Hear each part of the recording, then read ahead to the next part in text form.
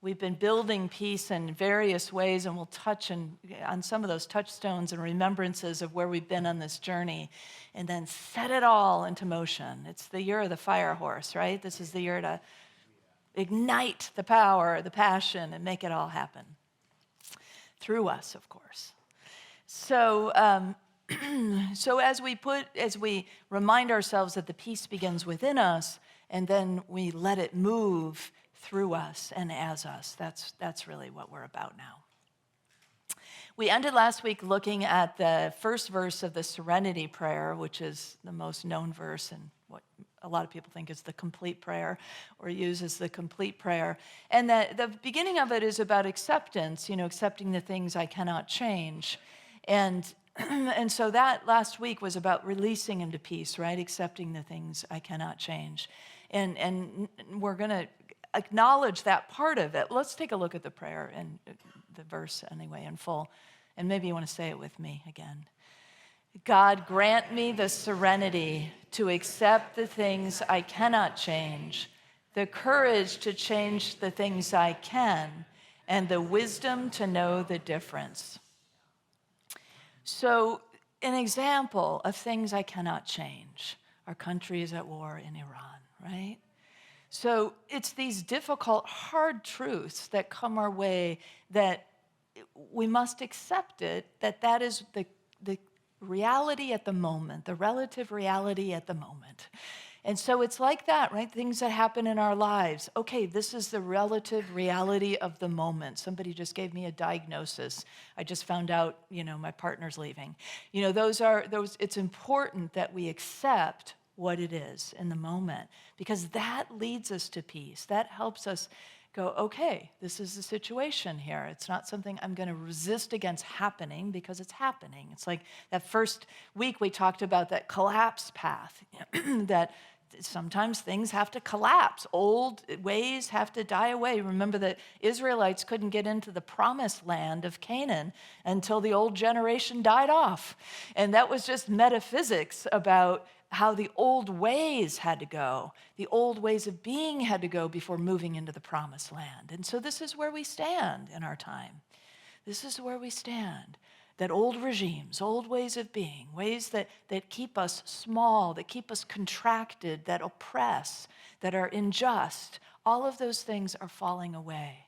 So while we might get help feeling helpless or hopeless, we are really, in truth, neither. Because we are in a process. We are in a process of rebirth, a process of evolution. It doesn't mean we like the circumstances, but we accept them as a recognition that it is part of peace. And accepting does not mean that we make it okay, and it does not mean that we don't hold the hope in the knowing that things are in a process and that this is a temporary situation. So that's that piece of the acceptance part of the prayer, I think. And then it moves us into the courage to change the things I can. And you can see how it flows together, because when we accept, when we release what stands in the way, we have freed up energy. And when we free up energy, then we can do the things that we are meant to be done by us, right? That ought to be done by me, as Charles Fillmore once said. So crossing that bridge then between acceptance and courage to do the things we can often is aided by the poets and the prophets, right, of our time and of our history. Here's one from Iranian poet Silvana Salmanpour. Her poem is called A Rush. With soft words, I draw a childhood dream on a nascent memory. I write in peace, so that the silky dream of the so I write in peace so that the silky dream of the notebook will not tear apart. But the blooming words declare the storm with bravery. And so it's out of that quiet space, out of that place of peace, that we can recognize, but there's something also that I need to bring forth my courage, my bravery, to meet whatever it is, the circumstances of my life. Classic peace building takes courage, right? When we think of peace building in the world, that takes a lot of courage. And we think about the people who, the journalists and the places journalists go and the risks that they take and the places they go to learn the truth, to give us the facts, to help inform people. That is a huge act of bravery and courage. Now, not every one of us in this room is going to take up the career of journalism or is going to act in that way, but we do what is ours to do, right? So peace building can take bravery in all kinds of ways, but generally what it looks like is challenging the status quo in some form that isn't working anymore for the masses or for all. We believe in the thriving consciousness of life for all, right? In our vision statement, that is something that we are looking for, it's the spiritual awakening, that it is about that. It is about that conscious life for all. All is one. And so it's peace, that's a holding of the vision of peace, and then a recognition of, well, what do I have to do to get there? And sometimes it means I have to take risks. That's part of peace building, that there is some risk involved. It might be dialogues of opposing ideologies and views that we are brought into is a possibility. That's one of the ways it might happen. We might have to confront difficult situations and try to build trust. Even in the midst of loss or trauma, there's so many ways, right, that we in our individual lives and we in our collective lives have those moments of facing really difficult things, really heartbreaking things, conflict, war, all these things that happen. So peace building on a personal level in our relationships can take courage too, right? To address conflicts in our relationships can be very difficult. Even building peace within is a courageous act because it may require us to let go of ways of being and ways of thinking that we're rather attached to, even if we're attached to them in a familiar pain sort of way, right? Like, I know this doesn't work for me, but it brings me a moment of peace or a moment of rest. What I might call that? Usually it's not true peace, but a moment of rest. And so over time, we learn to let go of whatever that habit is and replace it with something that's more sustainable, like spiritual practice, for example. So the courage to change the things we can might look like vulnerability in the midst of reconciliation. It might look like choosing to trust or connect with another and offer them empathy while we have some pain within our own hearts. It doesn't mean that we might not get the opportunity to share our pain, but maybe it's the wisdom to know the difference in the timing, right? Like in the serenity prayer. So I might have something I'm upset about, and Olivia and I might be talking, and she might have something she's upset about. But if I'm a peace builder, I say to myself, okay, I'm gonna set my feelings aside for a moment, and I'm gonna extend some empathy to Olivia and hear what she has to say. From a listening heart, from a caring heart, from a compassionate place. And then hopefully I'll get a chance to share, but maybe it won't be with Olivia. Sorry, I'm just using Olivia as an example because she's sitting right in the front. We don't have an issue to work out, but if we did, I know we would do it this way, right? So we challenge the status quo in a lot of different ways, right? Because you remember the difference between peace builder and peacekeeper, right? Somebody who keeps the peace literally could be somebody who says, I just got to keep the peace, which really just means I'm going to placate somebody's ego, right? And that it can be very harmful. It can be causing harm. And yet under the guise of what we say peacekeeping, or keeping the peace, is silence. And that doesn't serve, does it? And so it's all of these recognitions that when we are facing the status quo at whatever level it is, that we are likely to meet resistance because somehow there's a benefit that is perceived by whoever or whatever is in power, right? So in the collective, you can see that at times when somebody's benefiting or groups of people are benefiting. And so they don't want things to change. They don't want to let go of the old ways because the old ways have been pretty nice for them. And so it's that process of, okay, but we're in this birthing together, right? We're in this birthing as an entire humanity and all life on earth. And it will always have its way with us. Spirit will always have its way with us. And the more of us that tune into that, the more of us that will find ourselves maybe challenging the status quo in our personal relationships, the status quo in our families and our organizations, the status quo within our own ways of thinking. To recognize that it happens on all these levels, also at the egoic level, that there is a part of our brains that are still working from that reptilian place. Remember when we talked about how the amygdala just fires over and over again? Am I safe? Do I matter? Am I safe? Do I matter? Am I safe? Do I matter? So we're walking about the world with this firing going on all the time of these two ideas that's trying to, control the environment to make sure that we're safe and that we matter. But when we are in our spiritual space, when we are tuned into the truth within ourselves, when we are peace building from within, we are in a different kind of space that allows the smarter brain, the more evolved brain and the more evolved heart of us, the whole being of us, to say, oh, no, of course I matter. Of course, I'm safe in spirit. So there are relative moments, temporal moments we have to accept. Maybe my physical safety is compromised right now. So I have the wisdom to know the difference and get myself out of that situation or get other people out of that situation, whatever it may be. But my point is about this challenging the status quo is that it's likely that resistance will be met, and that's why courage is taken. That's why courage has to be taken up, because we're breaking something down for good. For the good of us, for the good of all, for the good of whoever we're relating with. And that's the point of taking up the courage to change the things we can. So nonviolent action is another aspect of peace building that is kind of a classic way of describing peace building. It's a situation where maybe we might even find ourselves in volatile situations. Peace builders act as unarmed civilians and observers to prevent violence. And so in the same way, we can disarm our own hearts, right? We disarm our own hearts. We take down our wall to connect with somebody, to build a bridge with somebody, to develop trust with somebody, to speak truth with somebody, so that peace can be reestablished in our minds, in our hearts, and in all of our relations.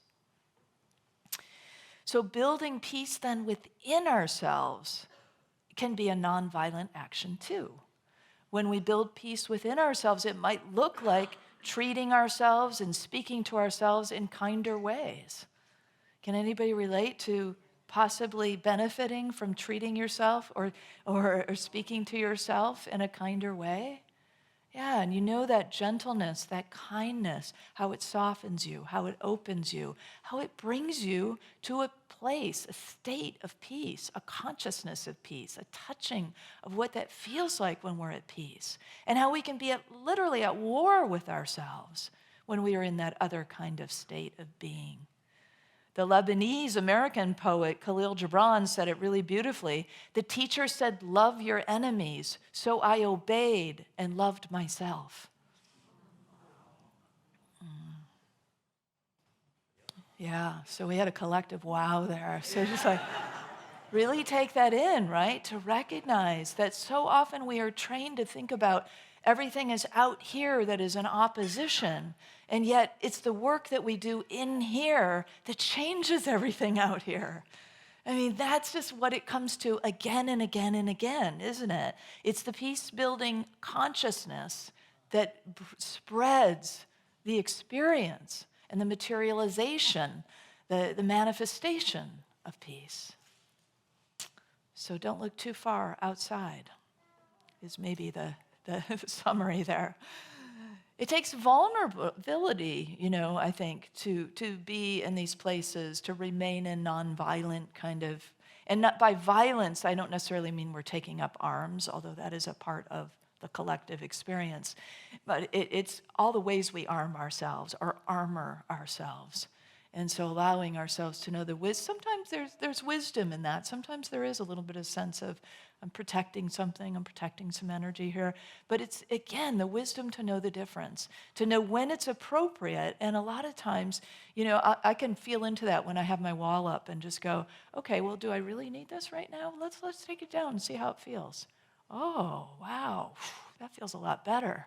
Feels a lot more connecting. It feels, so it's like being aware within ourselves of what is it that I'm doing right now and why am I doing it? Is it just an old habit that needs to die away? Is it something I don't need anymore? Or maybe it's like, I'm glad I know how to do that because sometimes I want that. But it's that kind of discretion that we want to get after. It's that kind of being tuned into spirit in such a way that we can be in dialogue in that way. And in a moment's time, we can make the shift that we need to make, whether it be mentally or with our hearts or with our bodies or with the environment around us and the people around us. So part of our actions are also the words we speak.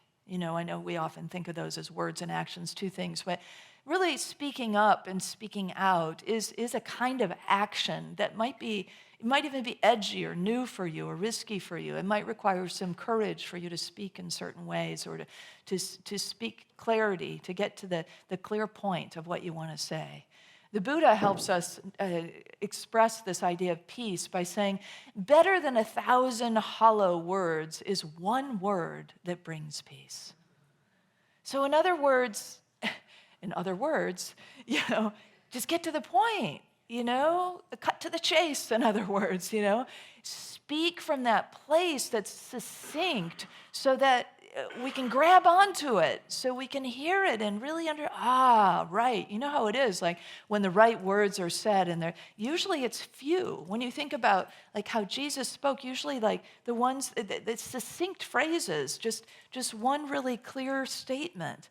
And I don't know about you, but when I hear my spirit speak to me, it's usually like a single word or a few words, a short sentence. Do you have that experience?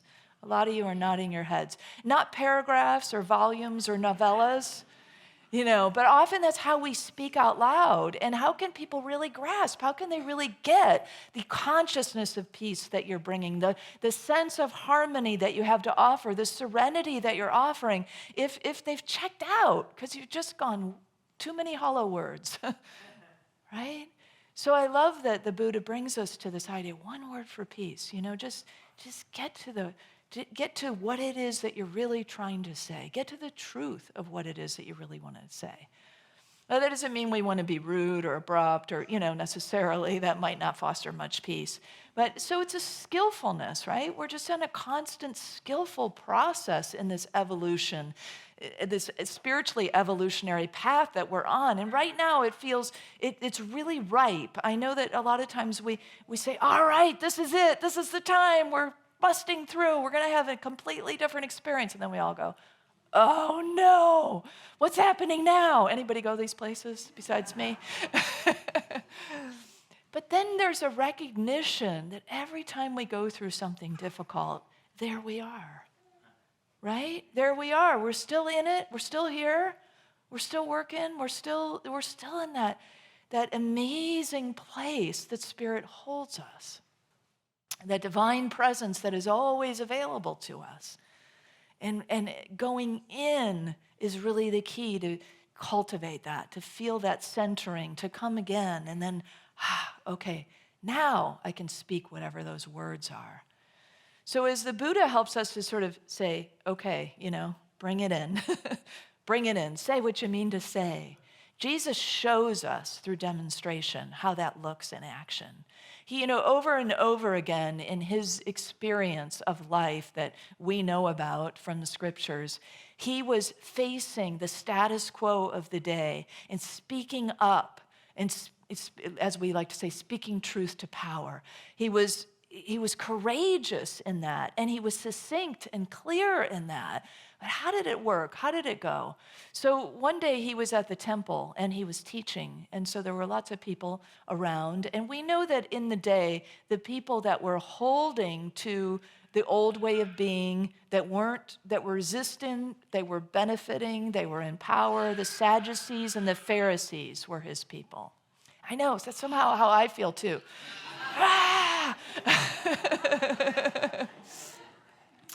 And that's probably how he felt a lot of times, right? In the midst of that, right? I just love the vocalization of like what's going on in the room. She's right on. She's a very smart cookie, that one. So there he is, teaching. And the Pharisees come in with a woman, and they say, and they're trying to trap him. They're trying to show over and over again. Right, I'm trapped. Trying to show over and over again, is he going to follow the law? Is he going to follow the Mosaic law? Is he going to, what's he going to do here? We're going to put him in a difficult situation, see what happens. So they bring her, the woman in, and they all have stones in their hands. And they say, hey, teacher, this woman committed adultery. What do you say happens to her? They're pretty clear what they think should happen to her, right? She's going to be stoned because she's committed adultery. Of course, we don't even know if she really committed adultery. There are pretty good chances that she was forced to commit adultery, right? And so on top of it, the accusation itself maybe doesn't even hold any water, but let alone the punishment that she faces. Still, there she is, having to accept her circumstances and face an angry mob with stones in their hands. And there's Jesus in between, right? What's in between of these situations is the Christ presence. What's in the midst of us is the divine presence. Always, no matter what situation you're in, no matter how difficult, no matter how heartbreaking, no matter how scary, wherever you find yourself or someone else in those moments, who is in the midst of us? That presence, that consciousness. So that's a part of the story. You can imagine, here's the angry mob, here's the woman facing the angry mob, and there's Jesus in between. And the angry mob is saying, the leaders of the day who don't want to let go of their ways are saying, what do you think? And Jesus does something really interesting. He drops down and he starts drawing in the sand. And it's like, what is he drawing? What is he doing? Is he drawing a new spiritual law? Maybe. You remember the stone tablets is what they're referring to as the original Mosaic law. So maybe right then the Spirit is drawing through him new law, or specifically new punishment for the laws, right? Because that's really where we get into the tricky man-made part. And so there he is, and I also wonder if he's not like collecting his courage. Here's an opportunity to buy some time. I'm going to collect my courage.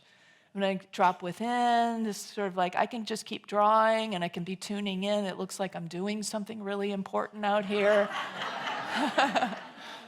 There's like, I'm reading the tea leaves over here, but really, you're praying, you're looking within, and you're asking Spirit, what are the words?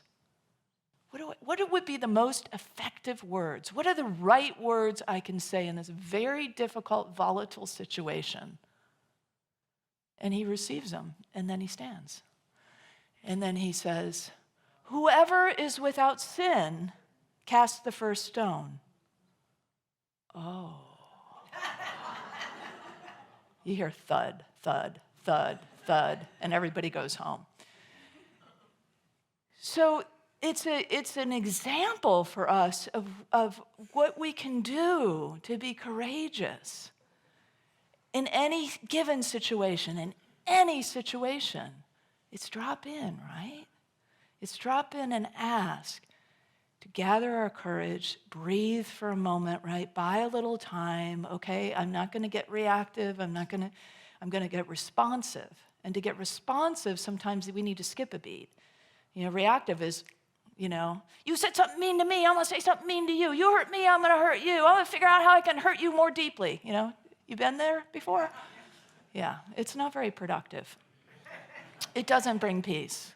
It creates more turmoil, more resistance, more separation consciousness, and I know that's not what we signed up to do.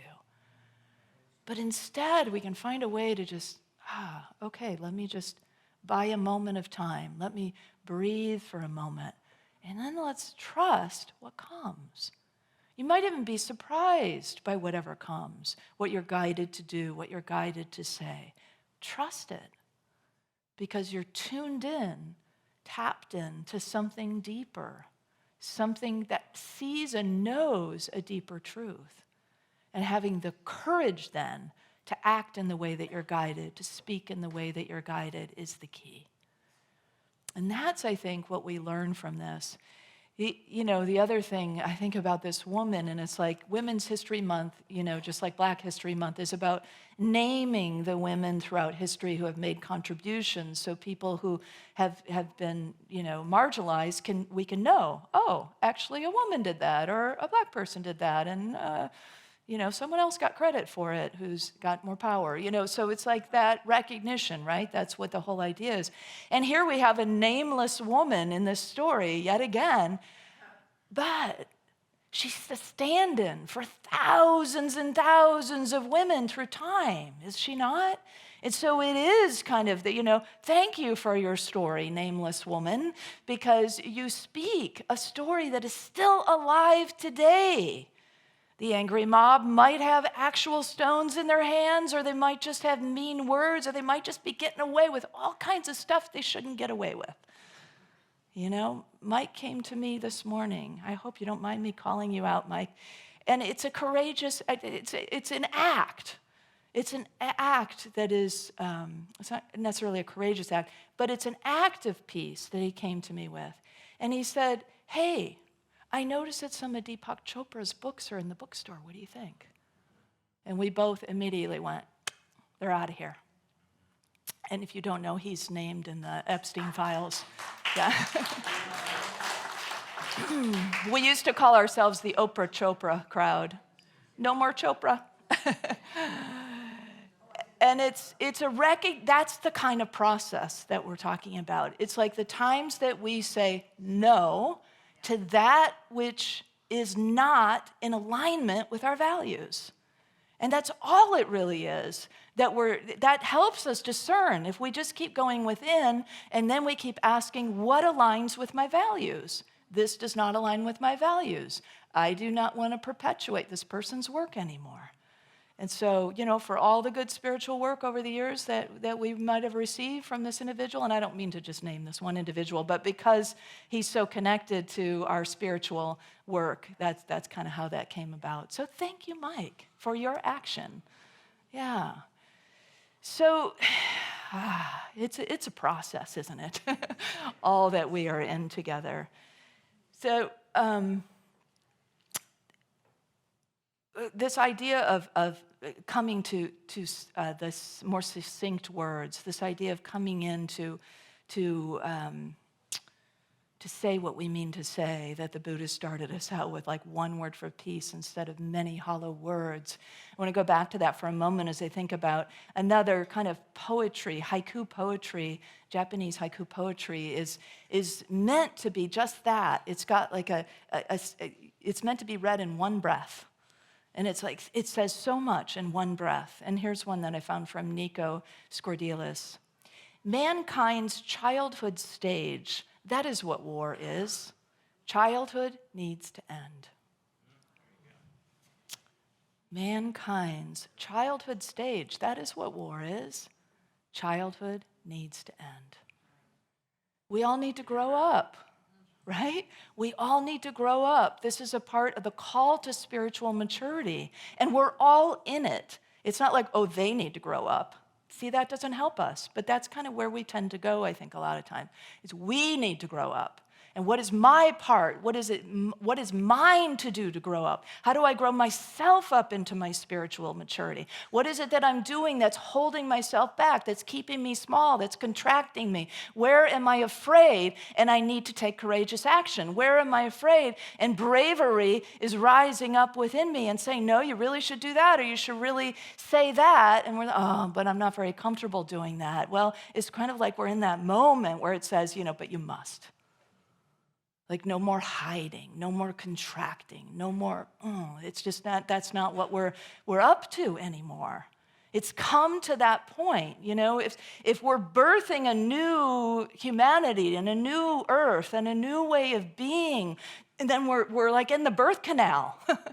And so there is that sense, right? There is that sense that like I'm maybe I'm coming out now. That like I'm coming out of that contraction. I'm coming out of that space. I'm helping the birth along through that process.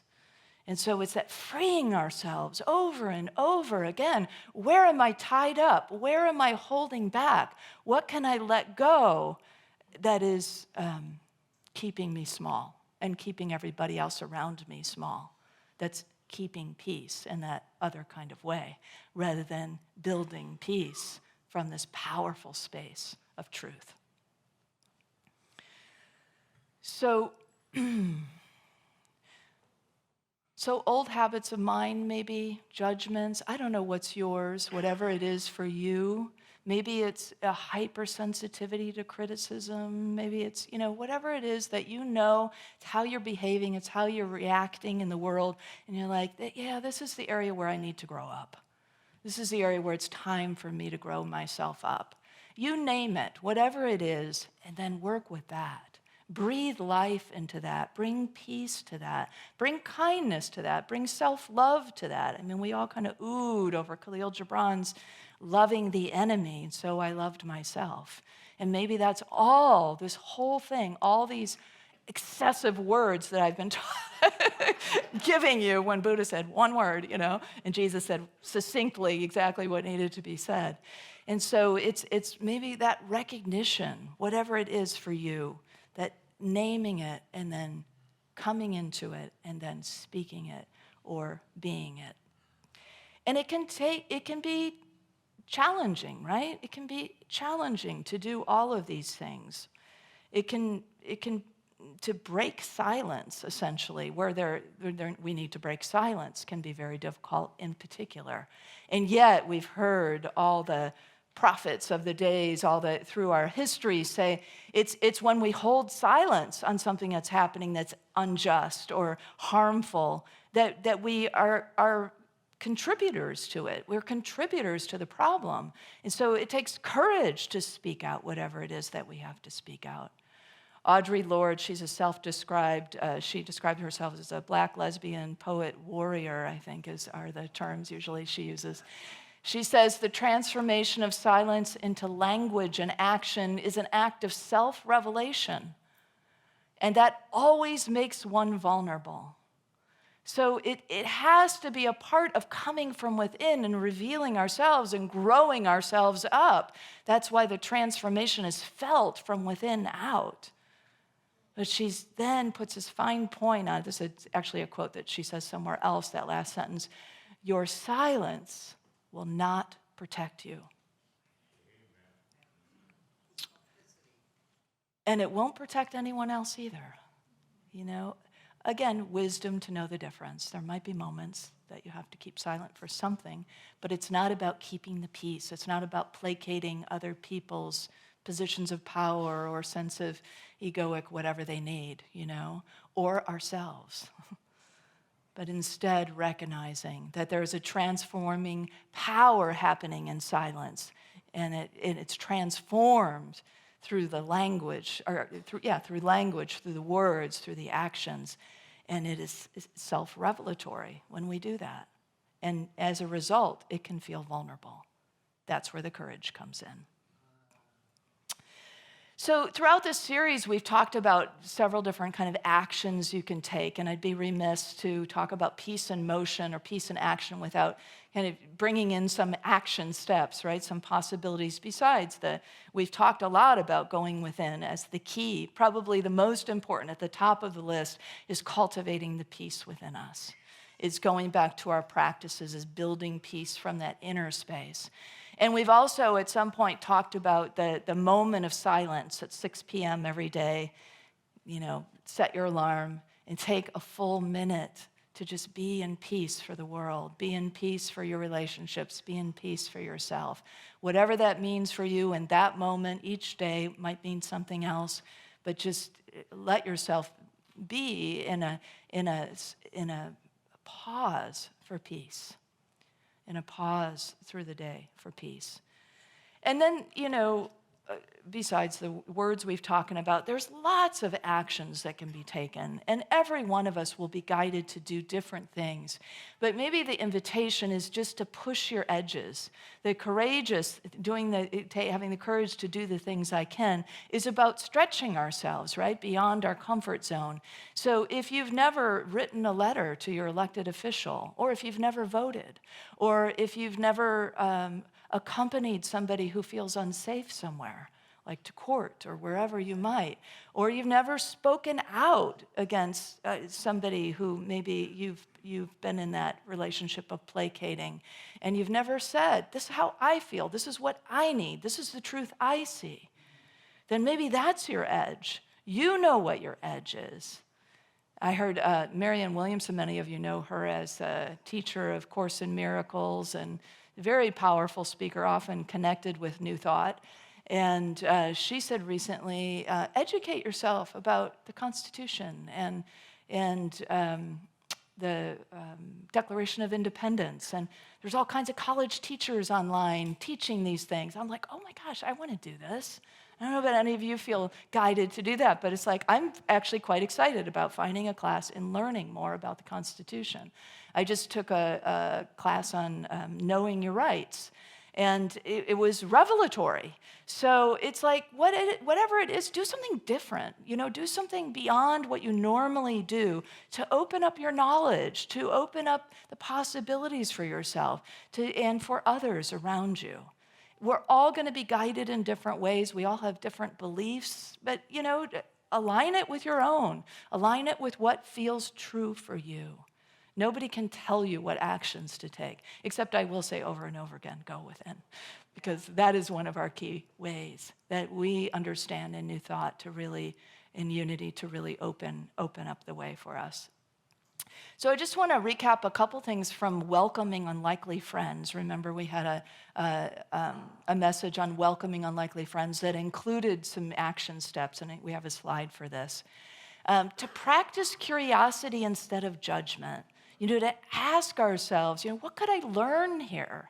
What could I learn in this scenario? Instead of being in a place of judging, could I get curious? Oh, well, that's an interesting point of view. What do I have to learn here? To expand our circle intentionally, to open up our circle of friendships into a place of greater diversity on purpose, so that we can grow and learn, and maybe grow and learn with or help somebody else grow and learn. Welcome your inner guests daily. That's based on the Guest House poem by Rumi, this idea that whatever emotions come, that we welcome them. We let them, we don't push them away. We don't oppose the parts of ourselves, but we welcome them all in love, back to the love myself as I love my enemies. And see the divine in others and yourself. And that might be just a silent blessing, knowing that I bless you with the same divine light that lives in me. I see the divine light that lives in you. Remember the monks that walked for peace. They finished their walk during this series of peace building on February 10th. They walked 2,300 miles from Fort Worth, Texas to Washington, D.C. Resilient peace, right? A demonstration of resilient peace. So beautiful, so inspiration, right? So inspirational. I see that in your reaction there. And what they say now is they hope that some people are inspired to practice mindfulness as a result of their 2,300-mile walk. What that tells me is about, they were literally taking up peace and motion, right? We think of mindfulness as only sitting meditation or, a way to it. But it's many ways. As we walk about the earth in a peaceful kind of consciousness, we cultivate that sense of mindfulness. And neither mindfulness nor peace are ultimately passive, but they can be very active in the midst of conversation. We can be mindful in the midst of action. We can be mindful in the midst of difficult situations, uncomfortable places, anxiety, fear. It's rampant all around us. But still, we can be that one person that Thich Nhat Hanh talked about in the boat for the refugees that brings calm. That one person that shifts the entire energy. And we can be that person on earth. We can be that person in our circles, in our families, wherever we go. We need to be. We need to grow ourselves up faster now, maybe than we ever have before. Maybe before we thought it was a good idea. Maybe I should become an adult now. Perhaps I'll initiate myself, And, we're 18, then we're 21, now we're 29, still haven't really done it. I'm 30. No, I'm 35 now. Well, I should probably grow myself up. 40 and 45, 50, 60, I don't know where you are now on that spectrum, but you might still be at a place where you realize, I need to grow myself up a little bit more now. And by growing yourself up, yes? Because it's true, isn't it? And we can see that about ourselves, and that's not about not being loving. It's kind of like that motherly love, the swift kick, the sort of like fierce love, the love that says, okay, now let's get going. I love myself, and it's very sweet, and it's very tender, and you'll get lots of that next week. And sometimes it's like, okay, let's go. Let's get out of the house. Let's stand up. Let's say what we need to say. Let's do what we need to do. Let's act the way we need to act. Let's move about in the world, and let's stand up. Let's be peace. Let's embody peace. Let's be the consciousness of peace. Let's be the peace in our conversations, in our relationships, in our minds, in our hearts, in our bodies. Let's breathe peace. Let's breathe peace into the world. Let's move about the peace, radiating peace in every direction. Let's send peace over to Iran right now. Let's send peace over to the people that have been suffering for so long, and now we're suffering too at our hands, for better or for worse. There is a peace that wants to be born on this earth. There is a peace that is longing to be born through humanity. There is a peace that wants to be born through your heart, through your mind right now. And so it's like, I'm not waiting to grow up anymore. I'm growing up now. I'm allowing myself to mature now. Yes? Yes. And the applause is back to you, because when you applaud, you're saying, I feel this. I'm going to do this for myself. I'm feeling a call to action within myself. So applaud yourself, because you're saying yes to what needs to be done to bring peace to the earth. You're saying yes to what needs to be done to bring peace to the animals, to the plants, to the people of this earth. The thing that we have all, I know in this room, I think I can speak for all of us to say, and the people outside and the people online, that we have come to be peacemakers, peace builders. We have come to say, I want peace in my world. I want harmony in my world. I want people to feel loved. I want people to have what they need. I want everybody to have plenty of food and clean water and kindness and someone to hold them and someone to love them. And that's all comes from peace. That all comes from us. And I know we didn't all have initiation ceremonies to become adults. Initiate yourself. But have a ceremony. Truly, initiate yourself. When I was 58, I was at the Parliament of World Religions, and they were having a croning ceremony, and I snuck in the door. And I was like, I'm not going to wait till I'm 60. I want to be a crone now.